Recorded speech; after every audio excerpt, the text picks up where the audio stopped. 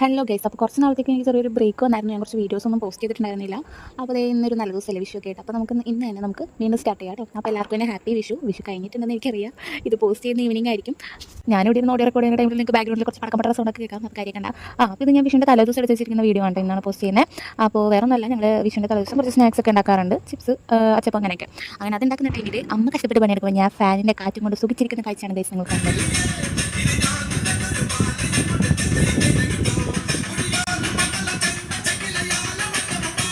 അങ്ങനെ ആ പരിപാടിയൊക്കെ കഴിഞ്ഞപ്പോഴത്തേക്കും ഞങ്ങളുടെ പഴയ കൃഷ്ണനാട്ടോ. ഇതിനെ ജസ്റ്റ് ഒന്ന് ഞാൻ മിനിക്കെടുക്കാമെന്ന് വിചാരിച്ചു.